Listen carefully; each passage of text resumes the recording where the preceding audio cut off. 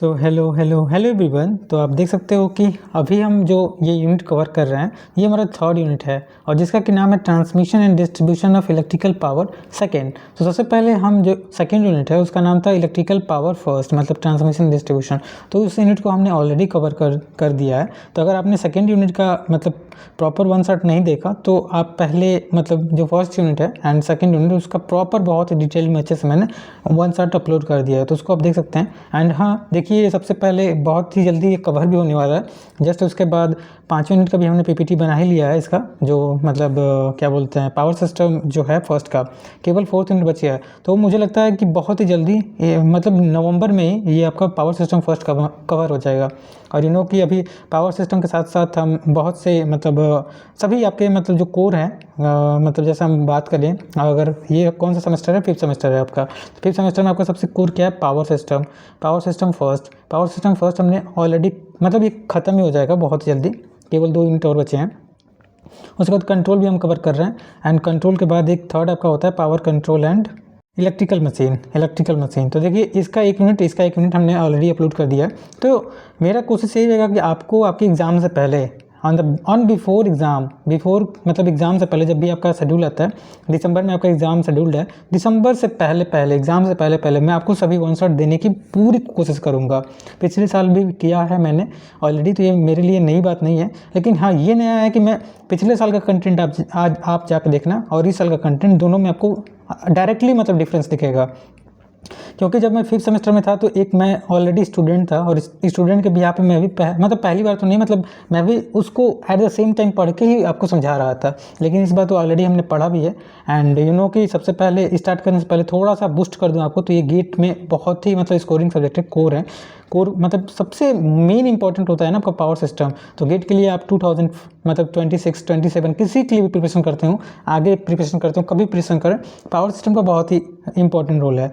तो सबसे पहले मैं थोड़ा सा आपको बता दूं कि पावर सिस्टम फर्स्ट इतना जल्दी क्यों कवर हो रहा है, क्योंकि जो पावर सिस्टम फर्स्ट है ना ये बहुत ही इंटरेस्टिंग और बहुत ईजी है। लेकिन इसका जस्ट अपोजिट मैं आपको बता दूं, जो पावर सिस्टम सेकंड है, आपको डीमोटिवेट नहीं कर रहा हूं, लेकिन जो पावर सिस्टम सेकंड है ना वो थोड़ा सा इससे डिफिकल्ट पड़ेगा। तो चलिए हम स्टार्ट करते हैं। आपका थर्ड यूनिट जो है, थर्ड यूनिट का क्या नाम है, पावर सिस्टम, जिसमें कि हम सैग इन ट्रांसमिशन लाइन सबसे पहला यूनिट पढ़ने वाले हैं। मतलब सबसे पहले हम सैग के बारे में पढ़ेंगे, वैसे यूनिट का नाम मतलब पावर सिस्टम जो ट्रांसमिशन डिस्ट्रीब्यूशन का सेकेंड पार्ट है। तो इसमें हम सबसे पहले क्या पढ़ेंगे, पावर सिस्टम सैग इन ट्रांसमिशन लाइन। सैग क्या होता है, देखिए समझाने से पहले आप पढ़ ही चुके होंगे। देखिए वन शॉट का मीन्स क्या होता है, one shot in the sense कि आप ऑलरेडी यूनिट को पढ़े हुए हैं ना, तो थोड़ा सा आपको बस रिवीजन चाहिए, एक रिवीजन चाहिए कि ताकि आपको इंटरेस्ट आ जाए और आप बहुत ही रिकैपली आप मतलब टॉपिक को कवर कर लो। देखिए सैग क्या होता है, जैसे हमारा आप जानते होंगे ट्रांसमिशन लाइन ये है, ठीक है, एक टावर यहाँ एक टावर यहाँ है। ट्रांसमिशन लाइन में आप जानते होंगे कि हम वायर को एक दूसरे से मतलब एक प्लेस से वन प्लेस से अनदर प्लेस में ले जाते हैं।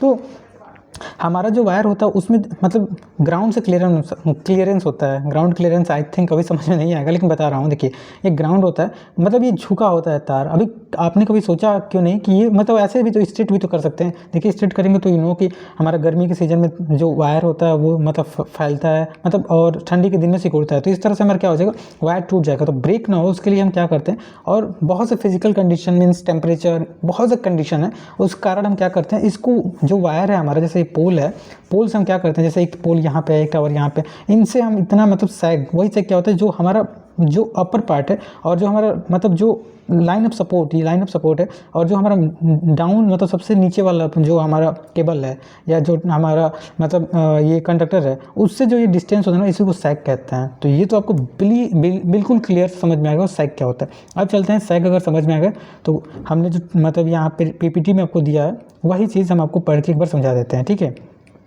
तो उससे पहले थोड़ा सा हम बता देते हैं कि जो आपका थर्ड यूनिट है उसमें हम क्या कवर करने वाले हैं। सबसे पहले हम टॉपिक तो ओवरव्यू कर लेते हैं। सबसे पहले हम कैटेनरी कर्व, जो कैलकुलेशन ऑफ सैग है, सैग से हमेशा आपके सिटी में तो हमेशा मतलब इससे क्वेश्चन पूछा ही जाएगा, एग्जाम में भी पूछा जाएगा। मतलब सैग का क्या इंपॉर्टेंस है, मतलब क्या इफेक्ट है आइस से, लोडिंग से, आइस से मतलब आइस बढ़ जाता है ठंडे मतलब इलाकों में, तो अभी सब कुछ देखेंगे, ठीक है। वाइब्रेशन डैम्पर देखेंगे, फिर से ओवरहेड लाइन। ओवरहेड लाइन में इंसुलेटर का हम यूज करते हैं। तो बहुत से टाइप के इंसुलेटर होते हैं और उसके मेथड क्या होते हैं, इंसुलेटर में स्ट्रिंग एफिशिएंसी कैसे कैलकुलेट करते हैं। तो यही बस छोटा सा यूनिट है जो हम कवर करने वाले हैं। तो अगर आप रियली देखना चाहते हैं तो इस वीडियो को लास्ट देखिए। आई एम श्योर कि जो आपका कन्फ्यूजन होगा इस एक वीडियो से बिल्कुल कवर हो जाएगा, क्योंकि मैं वन ऑफ द अपने तरह से बेस्ट कंटेंट देने की कोशिश करता हूँ। आई हैव नॉट मच मतलब रिसोर्सेज, बट जितना भी रिसोर्सेज है उसमें पूरा कोशिश करता हूँ स्टार्टिंग से ही कि मैं आपको बेस्ट दूँ, ठीक है। तो सबसे पहले जो हमने बताया, देखिए हमारा 2 पोल है, 2 पोल के बीच में हमारा ये वायर है, इसका झुकाव है जो हमारा ये लाइन ऑफ सपोर्ट है, और ये डिस्टेंस हम एल मानते हैं, ठीक है। और ये हमारा सैग को एस से मानते हैं, और ये हमारा पॉइंट ओ है, मिड पॉइंट। तो यहाँ से लिखा है कि the difference in the level between the point of support and lowest point of conductor, वही बोला, lowest point of conductor is called sag. जो हमने बताया बिल्कुल वही लिखा है, आप ये फिगर में देख सकते हो। तो सैग बिल्कुल समझ में आया। अब आते हैं सैग की कुछ मतलब सबसे पहले ये देखते हैं support at equal length. 2 type का होता है, मतलब एक इक्वल लेंथ है, जैसे यहाँ पे समझाते हैं। एक इक्वल लेंथ, देखिए दोनों का लेंथ जो है यहाँ और यहाँ पॉइंट, दोनों से हमारा सैग का लेंथ क्या है, इक्वल है। तो एक तो इसका डेरिवेशन होता है, और दूसरा जो डेरिवेशन होता है सैग एट अनइक्वल लेंथ। तो देखिए यहाँ पे क्या है, अनइक्वल लेंथ। पॉइंट ए यहाँ पे, पॉइंट बी यहाँ पे है। वहाँ पे क्या था, पॉइंट ए यहाँ पे था, पॉइंट बी भी यहाँ पे था। दोनों का हमारा मतलब जो डिस्टेंस है सेम लेंथ पे था। और एक जो हम पढ़ेंगे कैलकुलेशन, वो डिफरेंट लेंथ। यहाँ पे देख सकते हैं एक सैग हमारा ए पॉइंट यहाँ है और बी पॉइंट यहाँ है। तो ये मान के चलिए पहाड़ी इलाकों में होता है। जैसे हम पहाड़ी इलाकों में जब आप मतलब सोनभद्र में, यू नो वेरी वेल कि आप पंचमुखी तो गए होंगे, तो पंचमुखी और देखेंगे नीचे से हमारा वायर जाता है ऊपर, देखे होंगे ऑब्वियसली, पहाड़ पे आता है। तो वो हमारा कौन सा सैग हो गया, वो सैग अंदर डिफरेंट लेंथ हो गया। और जो हम प्लेन एरिया में लाइक वाराणसी या मतलब जो प्लेन एरिया में देखते हैं वो हमारा सैग इक्वल लेंथ होता है। तो दोनों लेंथ हम पढ़ते हैं, बहुत इंपॉर्टेंट होता है, क्योंकि जो ट्रांसमिशन होता है ना वो केवल एक जगह नहीं होता है, वो नीचे से ऊपर होता है। मतलब कभी नीचे से ऊपर ले जाना पड़ता है, कभी ऊपर से नीचे लेना पड़ता है। तो हम दोनों लेंथ, दोनों का डेरिवेशन देखते हैं सबसे पहले, ठीक है। तो सबसे पहले हमारा जो ये यहाँ पे डेरिवेशन करने से पहले मैं आपको बता दूं कि हमारा जो सैग होता है, हम यहाँ पे मानते हैं कि मिड पॉइंट है, और ये पूरा लेंथ जो है एल है। तो हमारा मिड पॉइंट से लेंथ कितना है, L/2, ठीक है। यहाँ पे एक पॉइंट ऑफ डिस्कशन मतलब कंसीडर करते हैं, जहाँ से मानते हैं कि ये हमारा सैग है, ये डिस्टेंस क्या है, सैग है, ठीक है, एस। और ये जो हमारा पॉइंट है ये एक्स है। तो ये हमारा कितना हो जाएगा, इसका मिड पॉइंट x/2, ठीक है।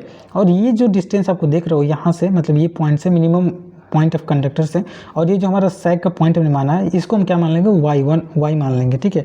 अब इसको डिराइव करने के लिए हम क्या करेंगे, वही हमने बताया।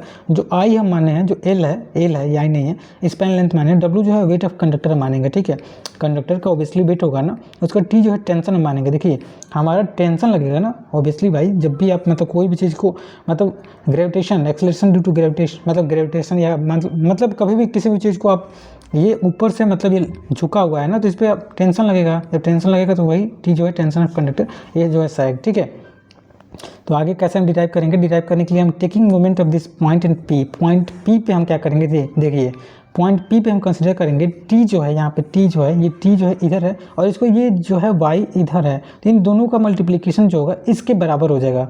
आई होप यहाँ आपको समझना पड़ेगा, मैं समझाने की पूरा कोशिश करता हूँ, जस्ट कीप पैसेंस। देखिए टी इंटू वाई जो है, टी ये टेंशन है, और ये वाई अभी हमने बताया लेंथ है, W इंटू x/2 के बराबर हो जाए, WX इंटू x/2। देखिए ये जो है, ध्यान से देखना यहाँ पे, ये जो है टी जो है, ठीक है, ये टी, ये x/2। देखिए यहाँ इसके मतलब अपोजिट में हम लेंगे इक्वल बनाने के लिए, और इसके y के अपोजिट में हम ये लेंगे x/2, इसके मतलब जस्ट अपोजिट है ना।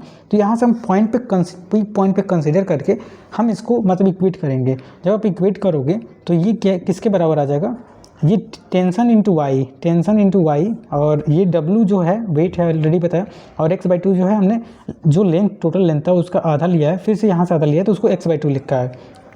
तो जब इसको आप आगे सॉल्व करोगे ना, तो y इक्वल टू क्या आ जाएगा, y इक्वल टू x²। देखिए ये x² हो जाएगा, ठीक है। तो ये हमारा क्या है, y की वैल्यू आया, जो यहाँ पे y आपने लिया है ना, जो y की वैल्यू हमने निकाला, ठीक है। ये जो लेंथ है यहाँ से यहाँ तक, ये y निकाला, और हमें अब तो टोटल मतलब स्पैन लेंथ निकालना है। तो स्पैन लेंथ निकालने के लिए हम क्या करेंगे, ये हमने t की वैल्यू निकाला, ठीक है, y की वैल्यू निकाला, y equal to WX²/2t।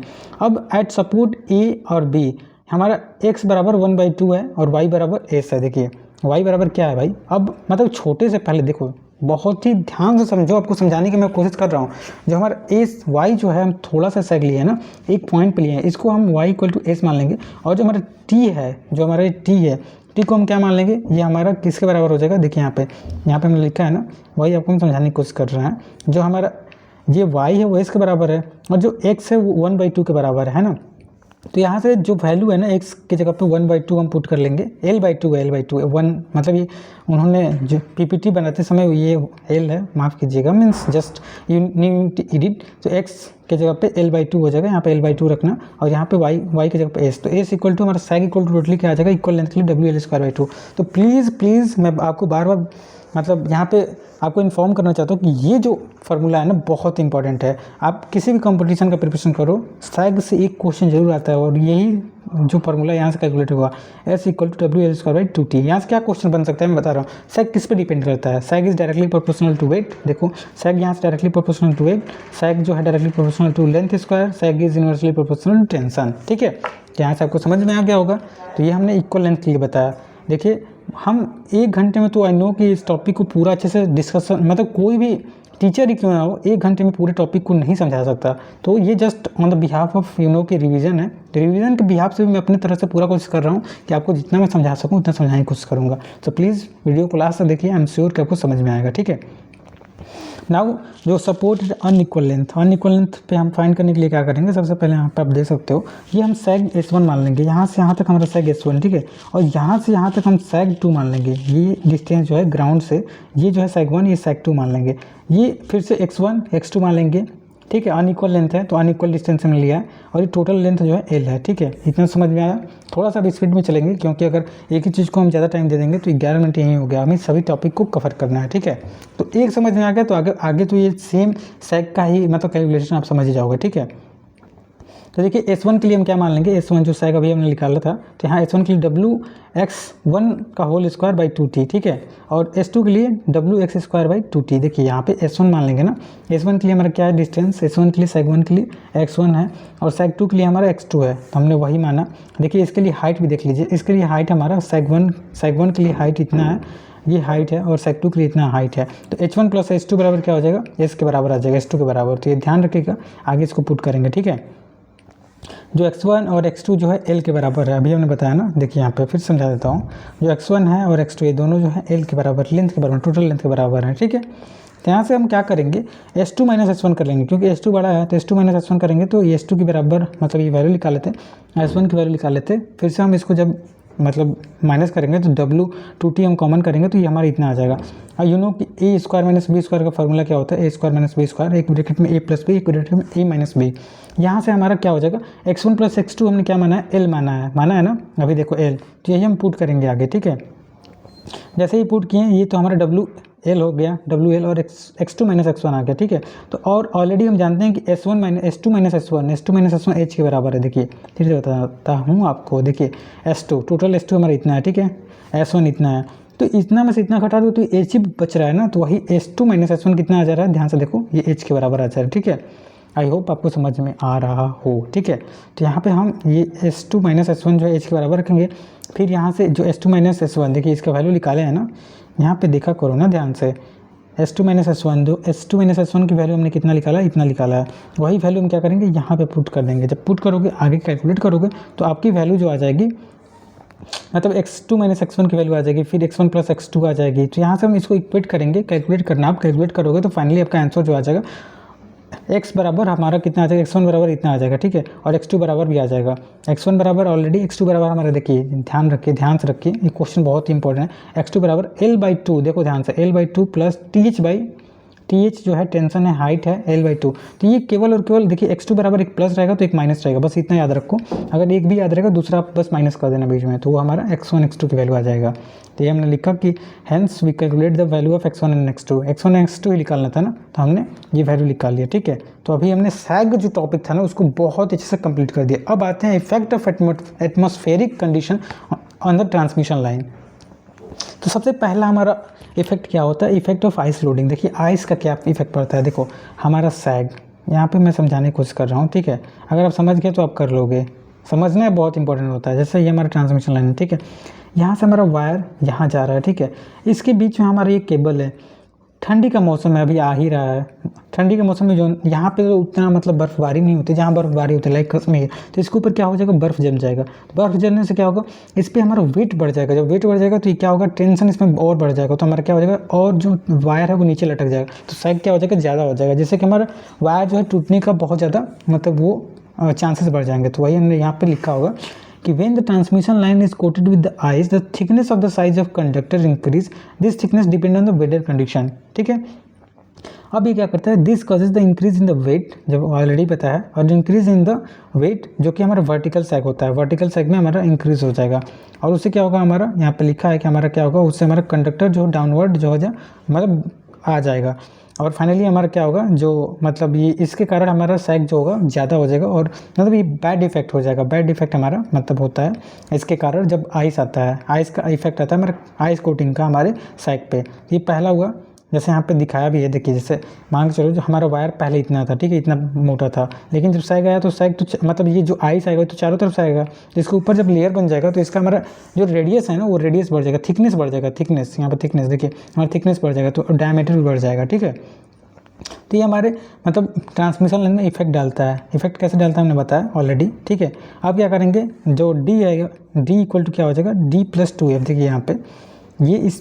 Capital D क्या हो जाएगा, मतलब इसका भी प्रूफ है, कैपिटल डी इक्वल टू क्या हो जाएगा, ये डी स्मॉल डी और इधर का ये टी और इधर का ये टी, तो D capital D equal to क्या हो जाएगा, स्मॉल डी प्लस 2t। ठीक है, वही यहाँ पे लिखा गया है। ठीक है, यही वहाँ पे एफ नहीं है, ये टी है, टी है। ठीक है, आगे जब आप सॉल्व करोगे तो area of coated conductor equal to क्या हो जाएगा, pi by 4 into D square. ठीक है, तो आगे हम इसको जब सॉल्व करेंगे तो जो हमारा एरिया ऑफ आइस कोटिंग आ जाएगा, एक बार आप देख लेना, ये मतलब ये मतलब इसका ये कैलकुलेशन दिया गया है, तो कैलकुलेशन आप एक बार मिला लेना, हो सकता है गलत भी हो, लेकिन नहीं, ये बहुत इंपॉर्टेंट इस पर क्वेश्चन आता है। ठीक है, तो इस पे क्या जो मतलब इसको आगे फर्दर इसका बहुत ही अच्छा डेरिवेशन है, जब डेरिवेशन करोगे तो ये फार्मूला आता है WI, मतलब वेट आइस वेट, मतलब कितना वेट है वो निकालने के लिए फार्मूला है 915 पाई डी प्लस टी किलोग्राम पर मीटर। तो यहाँ पे तो डेरिवेशन हम करा नहीं सकते, बस आप देख लो कैसे आया है। तो यहाँ पे हमने आपको बताया कि जो हमारा आइस होता है वो कैसे जमता है, हमारा पहले कंडक्टर इतना था, कंडक्टर का जो एरिया बढ़ जाएगा, ये हमारा कंडक्टर का रियल साइज है, जो डायमीटर डी है, तो कैपिटल डी इक्वल टू क्या हो जाएगा, इधर भी थिकनेस बढ़ा, इधर भी थिकनेस, तो ये क्या हो जाएगा, हमारा डी प्लस 2t के बराबर हो जाएगा कैपिटल डी। तो यही हमने आपको बताया, आई होप आपको समझ में आया कि कैसे हम निकालते हैं। तो कभी weight of ice of conductor, इससे आपके सेमेस्टर में क्वेश्चन भी होंगे, जरूर आप एक बार देख के जाना। अगर आप न्यूमेरिकल मतलब लवर हो, आई कैन से न्यूमेरिकल आपको अच्छा लगता है, थ्योरी लवर नहीं हो, तो you need to just go through this calculation and after that you need to solve the problem. Obviously इस पर एक न्यूमेरिकल आएगा, इस सैग पे आपके सेमेस्टर में भी क्वेश्चन आ ही सकता है। ठीक है, आगे हम दूसरा बात करते हैं। दूसरा जो इफेक्ट होता है सैग का, या मतलब सैग का ही कह सकते हैं हमारे ट्रांसमिशन लाइन पे, वो effect of wind pressure. Obviously देखो हमारा मान के चलिए एक कंडक्टर है और हवा हमारी इधर बह रही है, तो ऑब्वियसली हमारा जो मतलब ये वायर टू एंड फ्रो होगा, आगे पीछे जाएगा, जिससे कि हमारा क्या होगा, ट्रांसमिशन लाइन में जो मतलब वायर है उस पर क्या इफेक्ट होगा। तो वही लिखा है कि wind flow horizontally and hence the wind pressure on the conductor consider at the perpendicular to the conductor force, मतलब राइट एंगल में परपेंडिकुलर हम मानते हैं, और ये क्या करता है, डायरेक्शन ऑफ वाइंड से बताया जा रहा है कि कैसे हमारे सैग पे इफेक्ट करता है। ठीक है, तो ये भी इसका भी कैलकुलेशन है वाइंड फ्लो का। तो वाइंड मतलब फोर्स हम मान लेंगे W, वाइंड मतलब फोर्स हम W और इस कैपिटल W स्मॉल w मान लेंगे, और इसको भी निकालेंगे तो हमारा वाइंड जो प्रेशर है, wind pressure into I into D by 2i के बराबर हो जाएगा। तो यहाँ जहाँ P जो है वाइंड प्रेशर इन किलोग्राम पर मीटर स्क्वायर है, डायमीटर है D, और T जो है थिकनेस है, तो इस पर भी न्यूमेरिकल आता है, जरूर एक बार आप देख लेना। ठीक है, अब आते हैं effect of our ice and water. Ice and water का भी मतलब ये मतलब आइस का भी इफेक्ट पड़ेगा और वाटर का भी। तो weight of conductor itself by the vertical हम W से मानेंगे, जो हमारा मेन वेट ऑफ कंडक्टर है। WI जो है हम आइस मतलब आइस का मान लेंगे, ये आइस मतलब किसी कंडक्टर पे आया तो उसका वेट WI, और जो विंड के कारण यहाँ पे आइस एंड विंड होगा, आई थिंक वाटर नहीं होगा। इतना ज़्यादा क्यों PPT गलत हो गया है, मुझे रीचेक करना पड़ेगा लगता है एक बार। ठीक है, तो यहाँ पे मुझे लगता है आइस एंड विंड होगा, ये वाटर काट लीजिएगा या विंड होगा। ठीक है, तो ये हमारा W क्या है, विंड फोर्स एक्टिंग। तो वही जब हम देखेंगे तो विंड के कारण ये W मतलब आप कैलकुलेट करोगे और ये W प्लस WI के बराबर आएगा। तो ये फाइनली हमारा WT जो है ये हमारा आ जाएगा। ठीक है, तो यहाँ से ये जो है कैलकुलेशन आपको करके जाना होगा। और यहाँ पे WT है, टोटल वेट कितना आ जाएगा, मतलब विंड के कारण और आपने आइस के कारण देखा, आइस के कारण और विंड के कारण WT हमारा कितना आ जाएगा, W प्लस WI का whole square plus W into W का होल स्क्वायर के बराबर आ जाएगा। आप समझोगे कि मैं बता क्या रहा हूँ, ऐसा नहीं है, ये कैलकुलेशन इतना आसान भी नहीं है, मतलब कैलकुलेट करना पड़ेगा ना, ये डेरिवेशन है, ये डेरिवेशन कराने में 20 से 25 मिनट लग जाएंगे और आपको 1 घंटे के मतलब just revision point of view से ये 1 सेट बनता है। तो उस हिसाब से तो मैं आपको गो थ्रू करा ही दे रहा हूँ कि आपको कैसे करना है, कहाँ से करना है। तो आई होप आपको समझ में आ रहा हो, ठीक है। तो फाइनली आप सेक बराबर जानते हो, इस बराबर हमारा WL²/80 के बराबर होता है। और ये हम क्या करेंगे, यहाँ पे आगे tan थीटा निकालेंगे। tan थीटा निकालने के लिए हमने ऑलरेडी ये बनाया हुआ है, देखिए tan थीटा यहाँ से निकालने के लिए ऑलरेडी हमने थीटा यहाँ माना हुआ है। tan थीटा बराबर ये हमारे परपेंडिकुलर अपन बेस हम ले लेंगे, तो हमारा कितना आ जाएगा, tan थीटा बराबर देखो, tan थीटा बराबर W मतलब weight of wind upon wait total, मतलब हमारा जो ओरिजिनल कंडक्टर का वेट है प्लस हमारा जो आइस का कंडक्टर है, ये tan थीटा के बराबर आ जाएगा, ठीक है। इसमें न्यूमेरिकल आता है, हमने आपको बताया न्यूमेरिकल की तरफ जरूर जाना, ठीक है। कि हमारा tan थीटा बराबर हो गया। उसके बाद हम आते हैं वाइब्रेशन। अब देखो जो हमारा सैग होता है, 1 मिनट, जो सैग होता है आप जानते होंगे, सैग जब भी हमारी ट्रांसमिशन लाइन है और बहुत ही मतलब ये जो डिस्टेंस होता है ना, ये मीटर किलोमीटर में होता है, 1 और 2 मतलब 2 पोल के बीच में, ठीक है। तो ये इसके बीच में थोड़ा भी हवा बहेगा, थोड़ा भी मतलब हमारा एटमॉस्फेरिक चेंज होगा तो उससे हमारे इसमें वाइब्रेशन आने लगता है। तो उसी वाइब्रेशन को हम पढ़ने वाले हैं। तो यहाँ पे लिखा है कि under widely varying atmospheric condition like strong wind velocity conductor start vibrating mechanically and मतलब वर्टिकली। और ये वाइब्रेशन क्या करते हैं, इसका डिफरेंट एम्पलीट्यूड और डिफरेंट हमारे मतलब मोड होते हैं, जो कि हमारे जो क्या बोलते हैं, हमारे मतलब सैग हैं उसको इफेक्ट करते हैं। तो टाइप ऑफ वाइब्रेशन पढ़ने वाले हैं। सबसे पहले ये हमने ऑलरेडी जब एओलिन वाइब्रेशन, ये आप जब आई थिंक HVDC में हम पढ़े हैं, अभी पढ़े हैं, 7 सेमेस्टर में हमने HVDC में पढ़ा हुआ है। तो ये मतलब आगे भी आपका काम आएगा, तो इतना इजीली आप मतलब इसे भूल मत जाना। जो भी चीज़ पढ़ते हो पावर सिस्टम आपका कोर सब्जेक्ट है, याद रखो कोर है। तो इसमें एक पॉइंट ना आपके लिए, आप अगर डेडिकेटली इलेक्ट्रिकल फील्ड में कोर फील्ड में जाना चाहते हो तो मैं आपको थोड़ा सा बता दूँ, अगर कोर फील्ड में जाना चाहते हो, इवन अगर आप आगे हायर स्टडी करना चाहते हो MTech या PhD, तो आपके लिए एक पॉइंट जो है ना, एक लाइन जो है, power system, control system, machine, मतलब जो भी चीज़ें हैं ना कोर, उसके एक लाइन को आपको बहुत ही ध्यान से पढ़ना चाहिए। कोई भी चीज़ को आप मतलब लाइटली मत लो, लाइटली लोगे तो कुछ नहीं हो पाएगा। अगर आगे आपको करियर इलेक्ट्रिकल इंजीनियरिंग बनाना है, अगर पास होना है तो जितना मैं बोलता हूँ उतना ही कर लोगे तो आराम से। मैं जितना कंटेंट देता हूँ उससे तो आप 40 से मतलब कम नहीं आओगे अगर जितना मैं बोलता हूँ। लेकिन अगर पास भी होना है तो जितना मैं कंटेंट देता हूँ इट्स मोर देन इनफ, अगर उतना कर लेते हो। अगर आपको उससे अधिक भी लाना है तो इससे एक्स्ट्रा भी पढ़ना होगा भाई। इतने से तो आप पूरा मतलब टॉपर तो नहीं बन सकते हो, ठीक है। तो आगे हमने सबसे पहले आपको बताया कि एओलिन वाइब्रेशन के बारे में पढ़ते हैं। तो ये क्या होता है, एओलाइन वाइब्रेशन जो आता है, ये फ्रीक्वेंसी का इसका जो रेंज होता है वो 5 से 50 हर्ट्ज विद द एम्पलीट्यूड जो होता है 2 to 5 सेंटीमीटर होता है, ठीक है, ये वाइब्रेशन का। और यहाँ पे लिखा है कि दीज मतलब 10 द वाइब्रेशन है हाई फ्रीक्वेंसी लो एम्पलीट्यूड। ये जो होता है हाई फ्रीक्वेंसी मतलब इसका फ्रीक्वेंसी ज़्यादा होता है लेकिन इसका एम्पलीट्यूड कम होता है। और ये जो मतलब हमारा किस विंड पे होता है, 2 से 40 किलोमीटर पर आवर का अगर स्पीड जनरेट होता है तो उस पर एओलाइन वाइब्रेशन हमारा जनरेट होता है वायर पे, ये हमने पढ़ा। उसके बाद इसको मैक्सिमाइजेशन ऑफ एओलाइन वाइब्रेशन। तो the effect of aeolian vibration minimize by, इसको इसे कैसे मिनिमाइज कर सकते हैं। आपने देखा कि जो एओलाइन वाइब्रेशन है ये इसका फ्रीक्वेंसी जो है ज़्यादा है लेकिन इसका जो एम्पलीट्यूड है वो कम है, ठीक है। तो ये एओलाइन वाइब्रेशन होता है, इसका इफेक्ट हम कैसे कम करें वही हम बात कर रहे हैं। सबसे पहले यूज ऑफ बंडल कंडक्टर एक इलेक्ट्रिकल इंजीनियर के लिए बहुत इंपॉर्टेंट है। जब भी हम कहीं भी लगाते हैं सबसे पहले हार्मोनिक्स कम होगा, लॉसेस कम होगा, कोरोना इफेक्ट कम होगा, मतलब बहुत ही ज़्यादा इसके मतलब एडवांटेज है, लेकिन ये थोड़ा कॉस्टली आता है, ठीक है। जो भी चीज़ मतलब लाइफ में आपने देखा ही होगा, जो भी चीज़ अगर कॉस्टली है तो ऑब्वियसली ऐसे कॉस्टली नहीं बना है, कुछ तो उसके में खूबी है, कुछ तो उसके में ज़रूर है तभी वो कॉस्टली है, ठीक है। तो use of bundle conductor proper design of location of spacer भी लगाते हैं। जैसे 2 कंडक्टर हो गए उसके बीच में हम क्या करते हैं, स्पेसर लगा देते हैं ऐसे, ठीक है, कि ये दोनों टच ना हो। तो ये हम स्पेसर का यूज करके एओलाइन वाइब्रेशन कम कर सकते हैं, डैम्पर का यूज करके हम कर सकते हैं, क्लैम्पर का यूज करके हम जो वाइब्रेशन है उसको कम कर सकते हैं। दूसरा जो वाइब्रेशन होता है वो गैलोपिंग होता है ऑफ कंडक्टर या डांसिंग ऑफ कंडक्टर का नाम जानते हैं। ये भी एक काइंड का वाइब्रेशन है जो कि लो फ्रीक्वेंसी और हाई एम्पलीट्यूड। इसका फ्रीक्वेंसी जो होता है कम होता है लेकिन याद रखिए हाई एम्पलीट्यूड होता है। These are the oscillation of the मतलब कंप्लीट स्पैन ऑफ कंडक्टर, मतलब पूरा कंडक्टर को हिला के फेंक देता है। जैसे ये हमारा पोल हुआ और ये हमारा पोल हुआ, जो मतलब ये स्टील कंडक्टर मतलब पोल हुआ, टावर हुआ, और इसके बीच में हमारा केबल है और ये कंडक्टर है। ये पूरा मतलब इसका एम्पलीट्यूड बहुत ही ज़्यादा होता है, पूरे हमारे वायर को यहाँ से यहाँ तक मतलब ये पूरा मतलब डांस करा देता है, कह सकते हो, इसलिए डांसिंग ऑफ कंडक्टर कहते हैं इसे, जो गैलोपियन ऑफ हमारा गैलोपिंग ऑफ आवर वाइब्रेशन है। तो दिस आर द, इसका जो फ्रीक्वेंसी होता है कम होता है, लेकिन जो होता है यहाँ पे फ्रीक्वेंसी 0.5 से 2 गॉट्स ऑलरेडी दिया हुआ है। और इसका 6 मीटर तक, सोचो जितना तुम बड़े हो ना, 6 मीटर तुम होगे ही नहीं, 6 मीटर तक अपने तार को जो कंडक्टर होता है उसको ऊपर और नीचे कर सकता है। तो ये बहुत ही खतरनाक होता है गैलोपिंग वाइब्रेशन, ठीक है। अब इसको कैसे मिनिमाइज़ करते हैं गैलोपिंग, तो इसको मिनिमाइज़ करने के लिए there is no method by which galloping can be restricted by, मतलब इसको कोई मेथड नहीं है, बट यहाँ पे लिखा हुआ है कि properly considering the amplitude of possible galloping. इसके लिए हम क्या करते हैं, वाइब्रेशन डैम्पर का यूज करते हैं। Vibration damper are device to minimize like जो हमारा वाइब्रेशन आ रहा है उसको हम मतलब मिनिमाइज़ करने के लिए। जैसे आप देखो ये कंडक्टर है, कंडक्टर के बीच में ये हम मतलब डैम्पर कह सकते हैं, क्लैम्पर कह सकते हैं, इसका यूज करते हैं। यहाँ पे देख सकते हो ये ऐसे लगा होता है।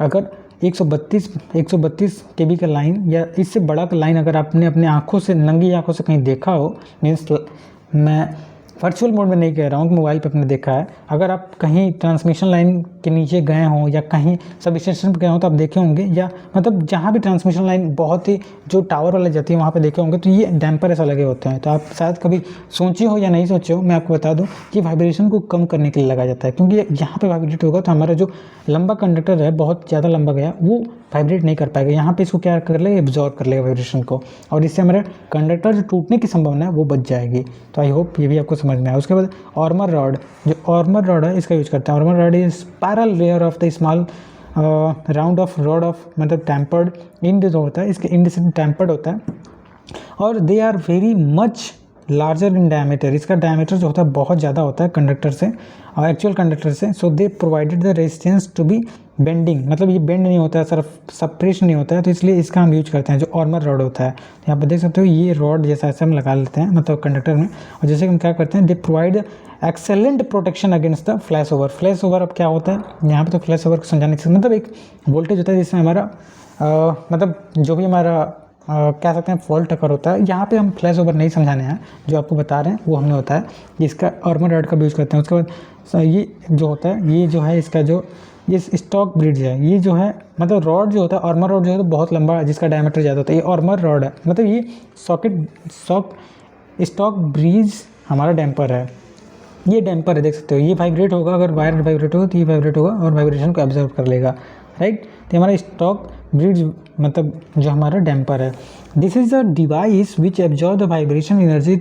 और इसमें 2 हॉलो वेट मतलब लगे होते हैं, जैसे कि क्या करता है मिडिल में हमारा आके कंडक्टर की जो वाइब्रेशन है उसको क्या करता है, इसे एब्जॉर्व कर लेता है।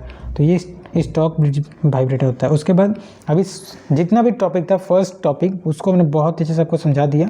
जो भी सैग था, सैग के बाद आपके टाइप ऑफ मतलब जो मतलब वाइब्रेशन है उसको हमने कंप्लीट कर दिया। उसको कंप्लीट करने में देखो 27 मिनट हो गया है। अब सेकंड हम मतलब जो देख सकते हो आपका 21 नंबर पेज पे आ गए हैं, मतलब 22 नंबर, अभी आपको आधा पढ़ाना है। तो अगर आधा बताने में अगर ज़्यादा टाइम गया तो 1 घंटे से अधिक हो जाएगा। जब 1 घंटे से अधिक हो जाएगा तो आप भी इंटरेस्ट नहीं लोगे और मुझे भी ज़्यादा टाइम हो जाएगा, तो मुझे ज़्यादा लंबा नहीं बनाने का मन करता है।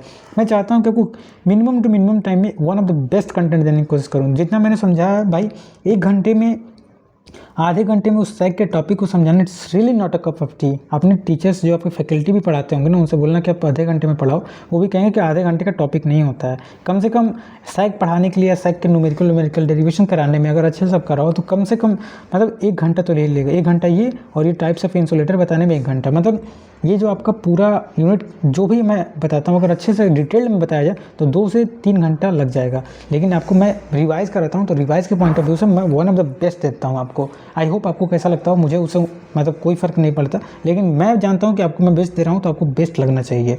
अगर कोई आपके अकॉर्डिंग फीडबैक हो जिससे मैं और इम्प्रूव कर सकूँ तो वो आप फीडबैक जरूर दे सकते हो। लेकिन निगेटिव कमेंट देने से पहले एक बार अपने आप पे भी सोच लेना कि ये इतना आसान नहीं होता है, मतलब 1 शॉट 1 घंटे में पूरा चीज़ कवर करना है। ओके, तो आगे अब चलते हैं टाइप्स ऑफ इंसुलेटर। तो इंसुलेटर क्या होता है, सबसे पहले इंसुलेटर तो आप जानते होंगे यार, इंसुलेटर क्या होता है। अगर 3rd ईयर में आ गए हो तो इंसुलेटर तो आप जानते हो कि 1st ईयर 2nd ईयर में पढ़े होंगे। जैसे कंडक्टर होता है, तो कंडक्टर अगर लाइव जा रहा है, इसमें ऊपर से कोई हम परत नहीं लगाते हैं, कोई इंसुलेटर पार्ट नहीं लगाते हैं, तो वो हमारा लाइव मतलब होता है। लेकिन ऊपर से हम इंसुलेटर लगा दें तो ये मतलब जैसा घर में जो वायर यूज़ होता है उसमें सब पे इंसुलेटर लगा होता है, 3 रुपया मीटर, 4 रुपया मीटर, 10 रुपया मीटर, जो भी केबल आता है उसके ऊपर आप देखोगे काला परत चढ़ा होता है, तो हमारा इंसुलेटर होता है, वो भी इंसुलेटर कह सकते हैं, इंसुलेशन कहते हैं शायद। लेकिन यहाँ पर हम ट्रांसमिशन लाइन मतलब पावर सिस्टम पर पावर मीन्स क्या, बहुत ही ज़्यादा पावर सिस्टम पढ़ रहे हैं, पावर सिस्टम। तो यहाँ पे हम इंसुलेटर पढ़ते हैं। जैसे हमारा ट्रांसमिशन लाइन देखो, हमारा पोल से जा रहा है, यहाँ से वायर जा रहा है और इसमें 132 किलो वोल्ट की पावर ट्रांसफ़र हो रही है। तो भाई ये तो इसमें इतना ज़्यादा पोटेंशियल होगा कि इसको नीचे आ जाएगा ना। और जो मान के चलिए वायर मतलब जो टावर होता है वो तो लोहे का बना होता है, तो हमारे जो नीचे होगा, नीचे भी हमारा मतलब एरिया बन जाएगा, पोटेंशियल डिफरेंस, और कोई आएगा टच करेगा तो वो तो गया, तो ऐसे तो काम नहीं चलेगा ना। इसके लिए हम क्या करते हैं, देखे होंगे कि जो भी हमारा मतलब पोल होता है उसके पोल पे हम ये ऐसे यहाँ पे मतलब गाँव में देखोगे ऐसे हम मतलब एक इंसुलेटर लगाते हैं यहाँ पे, जो कि पोर्सिलिन का बना होता है, चिकनी मिट्टी का। इसमें हमारा मतलब यहाँ से मतलब केबल ले जाते हैं, और ये जो केबल होता है इससे मतलब हमारा क्या कर देता है, जो कंडक्टर होता है इंसुलेट कर देता है, मतलब उसको वायर मतलब जो हमारा लाइव वायर है उससे हमारा ये जो है पोल में मतलब इलेक्ट्रिसिटी नहीं आता है, तो सेव कर लेता है। तो वही हमारा इंसुलेटर काम होता है। अब बहुत ही टाइप के इंसुलेटर होते हैं, सभी इंसुलेटर को हम बहुत अच्छे से समझेंगे। तो आपको हमने टॉपिक से क्या पढ़ने वाले हैं उसको हमने बता दिया। जब कंसेप्ट समझा दिया तो आगे बस आपको थोड़ा सा ओवरव्यू देना है। आई होप आप बहुत ईजिली समझ जाओगे, ठीक है। तो देखिए, सबसे पहले an electric insulator is the material those internal electric charge do not flow freely, मतलब बहुत ही इजीली उसमें से फ्लो ना हो और उसमें से कोई कंडक्ट ना करे इलेक्ट्रिसिटी, तो इसे हम क्या कहते हैं, उसे हम इंसुलेटर कहते हैं। और perfect insulator does not exist but the some material like glass, paper, teflon which are highly resistive and have very good insulator property. तो याद रखिए, आपके एग्जाम में भी पूछता है, आप अगर मतलब स्टेट लेवल का एग्जाम दोगे, AEJ का या रेलवेज का प्रिपरेशन करोगे, तो उसमें आपसे पूछ सकता है कि इंसुलेटर किस चीज़ का बना होता है।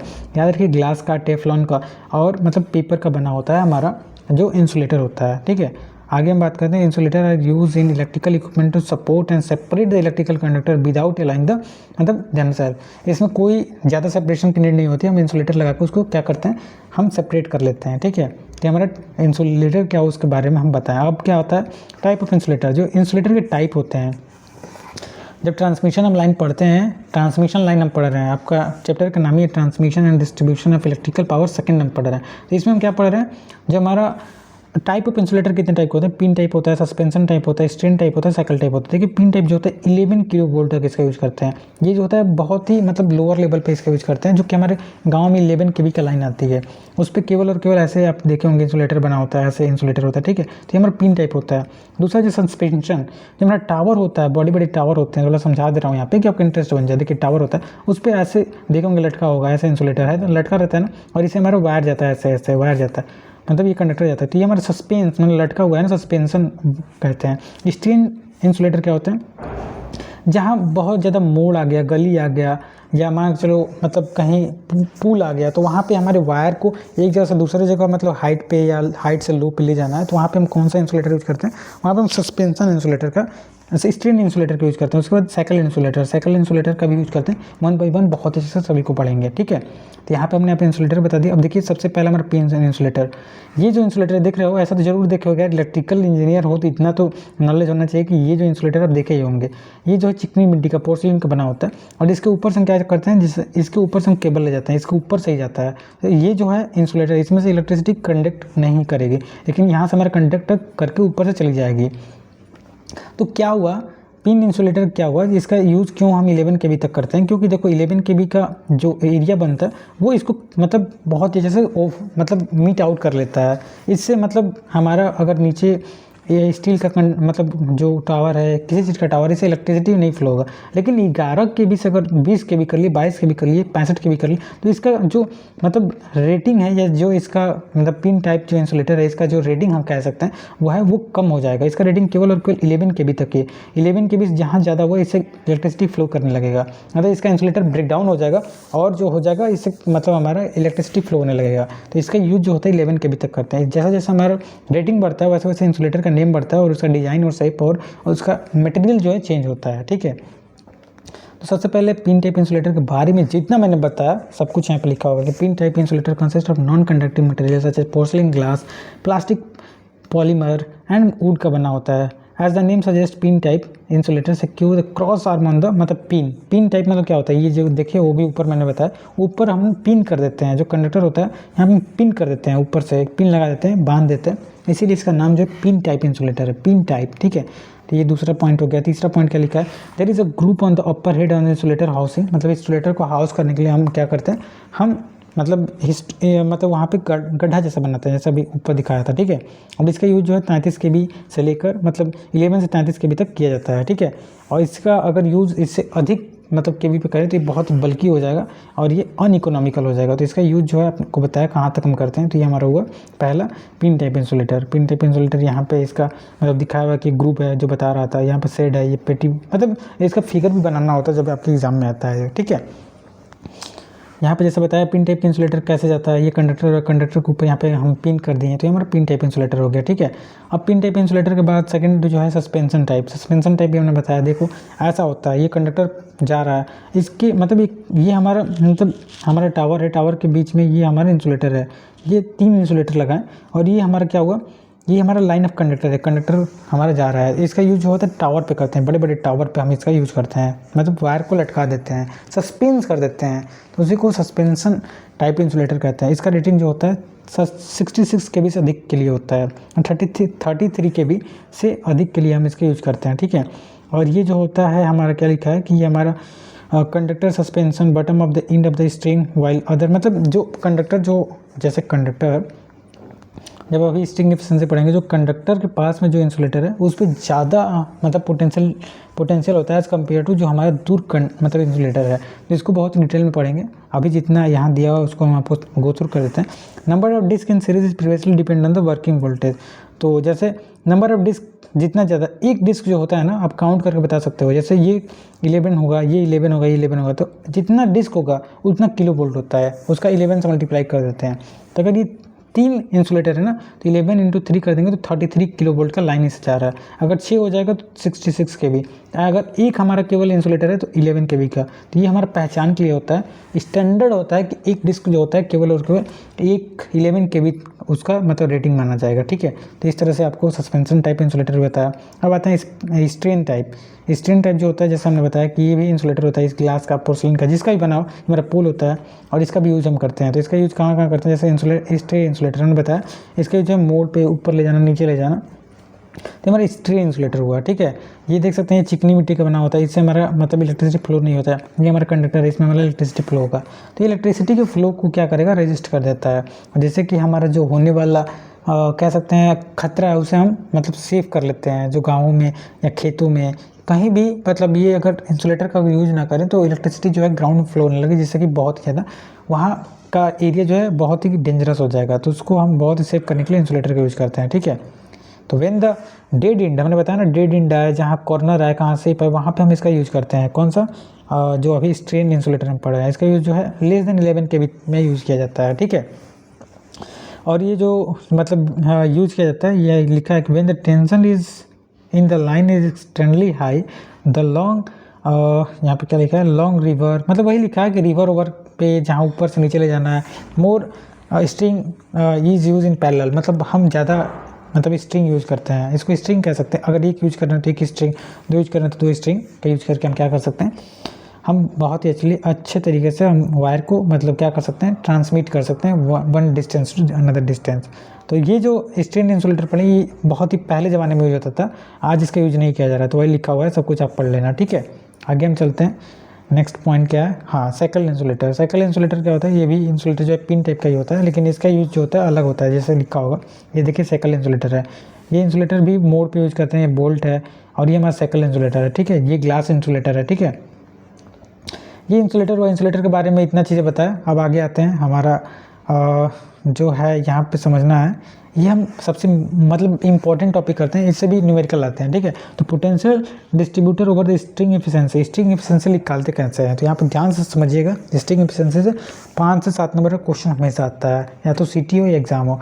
सबसे पहले हम एफिशिएंसी कैसे निकालेंगे, देखो अभी आपने पढ़ा, ये हमारा पोल होता है, ठीक है। पोल से हमारा यहाँ पे इंसुलेटर लटका होता है, तो जब यहाँ पे भी हमारा जैसे हमें कंडक्टर यहाँ से जा रहा है तो यहाँ इसके बीच में क्या होगा, देखिए ये कंडक्टर दोनों कंडक्टर के बीच में, एक कंडक्टर के बीच में, और जो ऊपर वाला लाइन है इसके बीच में क्या बनेगा, एयर है। और हाई वोल्टेज ले जाएंगे तो हमारा क्या होगा, कैपेसिटेंस बन जाएगा। क्यों कैपेसिटेंस होता क्या है, दो पैरेलल प्लेट के बीच में अगर जहाँ भी डाइलेक्ट्रिक स्ट्रेंथ आता है तो इसमें हमारा चार्ज स्टोर होने लगता है, तो वही हमारा चार्ज स्टोर होगा तो दो कैपेसिटेंस फॉर्म होगा। एक तो ये सेम म्यूचुअल कैपेसिटेंस फॉर्म होगा, और ये CS जो होगा एक और कैपेसिटेंस फॉर्म होगा, जिसे सीरीज कैपेसिटेंस के नाम से जानते हैं। अब इसको हम फाइंड करेंगे तो सबसे पहले हम मान लेंगे कि हमारा E1 है वोल्टेज, इसके बीच में E2 है, इसके बीच में E3 है, ये टोटल हमारा E है। यहाँ पे CS मान लेंगे, ये सीरीज कैपेसिटेंस है, म्यूचुअल कैपेसिटेंस, ठीक है।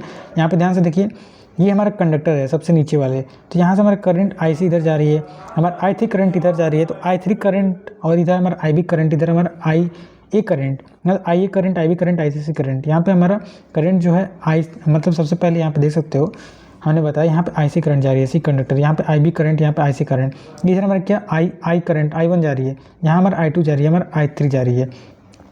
सब कुछ पता हो गया, जस्ट हम कैलकुलेशन में बताते हैं, कैलकुलेशन समझो।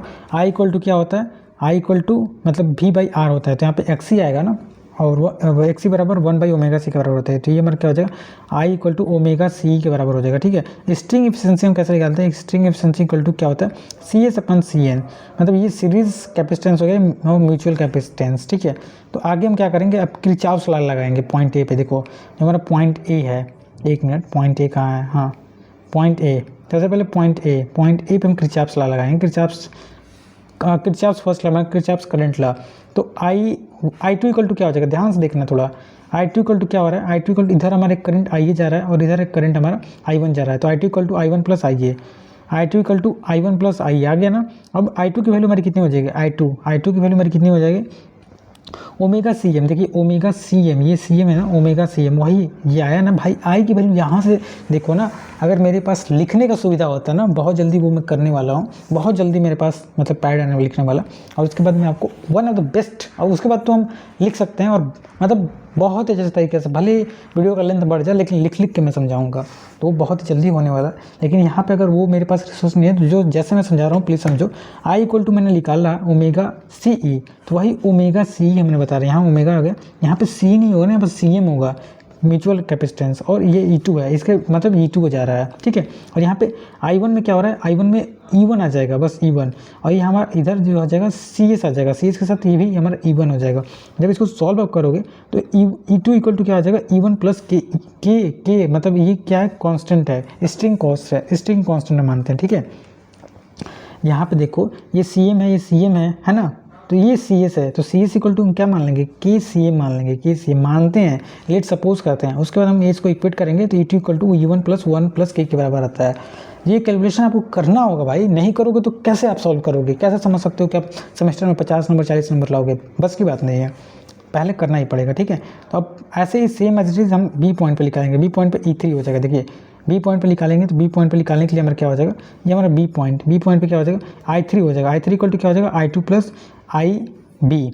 तो I2 हमने ऑलरेडी निकाला है, वही वैल्यू हम पुट करेंगे यहाँ पे। देखो I2 का वैल्यू वही पुट करेंगे, जब फाइनली इसको सिंप्लीफाई करेंगे तो E3 हमारा equal to E2 plus 1 plus K1 आ जाएगा। और from figure 1 E3 equal to क्या हो जाएगा, E3 इक्वल टू देखो, E3 इक्वल टू हमारा E3 है ना यहाँ पे, मतलब E3 या I3 आप कह सकते हो, I3 इक्वल टू ये और ये करंट बराबर हो जाएगा। इसी को हम क्या करेंगे, इक्विट करेंगे, तो फाइनली हमारा E3 इक्वल टू क्या आ जाएगा, 1 plus 3K square. E3 equal to क्या हो जाएगा, देखो 1 plus 3K plus K square into E1 के बराबर हो जाएगा। अब रेशियो निकालेंगे E1 E2 E3। देखिए E बराबर क्या है, यहाँ पे E बराबर देखो, यहाँ पे समझो ना, E बराबर क्या, ओहो कहाँ पे हम आ गए, एक minute, actually we are here. तो E3 इक्वल टू क्या हो जाएगा, E equal to total E equal to क्या आ जाएगा, E equal to E1 plus E2 plus E3। तो वही E1 E2 E3 हमने यहाँ पे किया है। अब रेशियो निकालने के लिए E1 plus E2 plus E3, देखिए E1 equal to E2 plus E3 plus E3, तो E1 की वैल्यू लिखेंगे, E2 की वैल्यू निकाला है, E2 की वैल्यू E1 प्लस 1 प्लस के, E3 की वैल्यू इतनी आई थी, सभी को इक्वेट करेंगे तो देखो हमारा E टोटल E बराबर इतना बन जाएगा। उसके बाद हमें E1 की वैल्यू फाइंड किया है, फिर E2 की वैल्यू फाइंड किया, E3 की और E की, तो इसका रिलेशन बनाएंगे। तो ये याद रखिए, एक रिलेशन से इन रेशियो फॉर्म एक रिलेशन से सभी हम कैलकुलेशन कर सकते हैं। तो E1/1, E2/1 प्लस के, E3/1 प्लस 3 प्लस के स्क्वायर। अभी कैसे आया देखो यार, ये मेरे को भी समझ में नहीं आ रहा था जब मैं पहली बार पढ़ रहा था, लेकिन मैं आपको समझाने की कोशिश करता हूँ। अगर पेन होता तो मैं थोड़ा समझा देता अच्छे से। देखिए फिर से अब देखो, जो मैं कह रहा हूँ उतना ही बस सुनना।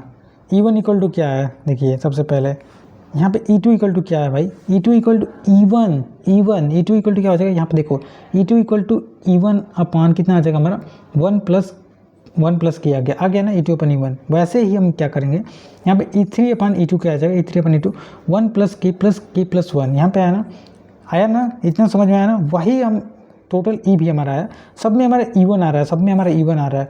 वही E1 से हम क्या कर लेंगे, हम E1 से सभी में डिवाइड कर देंगे। देखिए E1 में सभी से डिवाइड करेंगे, E1 में डिवाइड करेंगे तो ये हमारा 1 हो जाएगा। यहाँ पे E1 था ये कट जाएगा, यहाँ पे भी E1 था कट जाएगा, यहाँ पे भी E1 था कट जाएगा। तो ये हमारा रिलेशन आ जाएगा, E1 E2 E3 में सब में रिलेशन आ जाएगा। और फाइनली स्ट्रिंग एफिशिएंसी क्या होता है, स्ट्रिंग एफिशिएंसी होता है E/100। जो नंबर ऑफ मतलब जो पास में हमारा कंडक्टर है, जैसे हमारा जो ये हमारा स्ट्रिंग एफिशिएंसी ऐसे हो रहा है ना, ऐसे हो रहा है, ये हमारा कंडक्टर ऐसे मतलब ये पोल हो रहा है, ऐसे सीरीज हो रहा है। तो जो कंडक्टर के पास में हमारा मतलब कंडक्टर के पास में जो हमारा इंसुलेटर होता है, वहाँ पे सबसे ज़्यादा स्ट्रिंग का एफिशिएंसी होता है, इफेक्ट होता है। तो नंबर ऑफ स्ट्रिंग जो है n से टोटल नंबर ऑफ वोल्टेज, और मतलब अगर 3 स्ट्रिंग है 4 स्ट्रिंग है, मतलब जितना हम ये स्ट्रिंग लगाते हैं ना, स्ट्रिंग इसको कहते हैं, जो जितना ज़्यादा हम 1 मिनट जो यहाँ पे 1 मिनट यहाँ पे थोड़ा समझाते हैं। देखिए इसको स्ट्रिंग कह सकते हैं। ये एक स्ट्रिंग हो गया, 2 स्ट्रिंग हो गया, 3 स्ट्रिंग, तो ये स्ट्रिंग हो गया, ठीक है। तो यही यहाँ पे अगर 1 स्ट्रिंग हो, 2 स्ट्रिंग हो तो उसका फार्मूला है, 5 स्ट्रिंग हो तो यहाँ पे हम टोटली हमारा फार्मूला फाइनली क्या हो जाता है, मतलब अगर 5 स्ट्रिंग के लिए देखें या 3 स्ट्रिंग के लिए देखें तो हमारा क्या आ जाएगा, ये फार्मूला होगा E प्लस जो फाइनल आया है E टोटल E के बराबर × 100 हो जाएगा, ठीक है। तो यहाँ से ये फार्मूला हो जाएगा, फार्मूला जरूर देख लेना। और फाइनली हमारा जो अब आते हैं method of improving cross arm. देखिए इसका बहुत ही अच्छा मतलब डिप्लोमा में बहुत अच्छे से पढ़ा था, यहाँ पे उतना तो अच्छे से मैं नहीं बता सकता। तो इसके हम क्या बोलते हैं, जो CS होता है शंट कैपेसिटर, और इसे हम मतलब म्यूचुअल कैपेसिटर के नाम से जानते हैं। जो CS था ना CM, तो शंट कैपेसिटर और म्यूचुअल कैपेसिटर। तो यहाँ से हम क्या करेंगे, फिर स्ट्रिंग एफिशिएंसी बढ़ाने के लिए मेथड पूछता है, आपके एग्जाम में पूछता है, तो आप बुक से या क्वांटम से ज़रूर देख लेना। यहाँ पे मैं आपको बस समझा दे रहा हूँ। और मतलब 2 मेथड होते हैं, पहला जो क्रॉस आर्म डिजाइन मेथड। देखिए ये जो हमारा क्रॉस आर्म होता है ना, उसको ज़्यादा बड़ा बना देते हैं। अगर ज़्यादा बड़ा बना देंगे, एरिया ज़्यादा हो जाए, एरिया ज़्यादा हो जाए तो इसमें हमारा क्या होगा, कैपेसिटेंस जो इफेक्ट है वो थोड़ा कम हो जाएगा। तो नॉन इक्वली डिस्ट्रीब्यूशन मतलब इक्वली डिस्ट्रीब्यूटेड हम कंडक्टर नहीं बनाएंगे। मतलब जो हमारा ये लाइन जा रहा है, लाइन के पास वाला जो इंसुलेटर है उसको बड़ा बना दे, तो बड़ा बना देंगे तो ये स्ट्रिंग एफिशिएंसी ज़्यादा इफेक्ट कर लेगा। इससे छोटा इसको बना दे, इससे छोटा, लेकिन ये जो इफेक्टिव नहीं होता है। क्यों? क्योंकि इसमें बहुत ज़्यादा कॉस्ट आने लगता है। वही हम लिखा है कि 33 के भी नॉट इक्वल, मतलब सभी इक्वल नहीं होगा। जानते हैं कि K इक्वल टू क्या आया था, CS/CM, जो है शंट अपन म्यूचुअल। तो ये मतलब क्या होगा, अगर डायमीटर हम बढ़ा रहे हैं तो हमारा क्या होगा, कॉस्ट बढ़ेगा, तो इसलिए हम इसका यूज नहीं करते हैं। दूसरा जो होता है insulated design method. Insulated design method में K/CS/CM आता है। यहाँ पे तो फिर से CM में बढ़ाना पड़ेगा, तो यहाँ पे भी डायमीटर या मतलब डिज़ाइन चेंज करना पड़ेगा, जिससे हमारा क्या होगा, कॉस्ट बढ़ेगा। तो ये भी हमारा इफेक्टिव मेथड नहीं होता है स्ट्रिंग को एफिशिएंसी मतलब स्ट्रिंग एफिशिएंसी को बढ़ाने के लिए। उसके बाद उसके बाद जो आता है कैपेसिटर, जो अच्छा मेथड होता है capacitor grading method. Capacitor grading method में क्या होता है, हम मतलब कैपेसिटेंस जो उसका कैपेसिटर का जो मेथड होता है, जैसे इसमें लिखा है capacitor grading method is non economical because the make another type of insulator that why. मतलब इसमें अनदर टाइप का हम इंसुलेटर लेते हैं जो कि हमारे कॉस्ट को बढ़ा देता है, तो इसको भी हम यूज नहीं करते हैं। लास्ट होता है स्टेटर सेल्डिंग मेथड, ये इसका हम यूज करते हैं। गॉड रिंग मेथड, जैसे क्या होगा, जो हमारा कैपेसिटर, ये हमारा लाइन कंडक्टर, यहाँ से कंडक्टर जा रहा है, ध्यान से देखिए कंडक्टर जा रहा है, यहाँ पे सबसे ज़्यादा हमारा क्या होगा, हमारा स्ट्रिंग का इफेक्ट होगा। तो यहाँ से हम क्या करेंगे, एक और पैरेलल में हम कंडक्टर लगा देंगे, तो इसमें भी हमारा क्या हो जाएगा, यहाँ का जो मतलब स्ट्रिंग एफिशिएंसी है वो डिस्ट्रीब्यूट हो जाएगा ना इधर। हम एक छोटा सा कंडक्टर, मतलब ध्यान से समझना भाई, ध्यान समझना।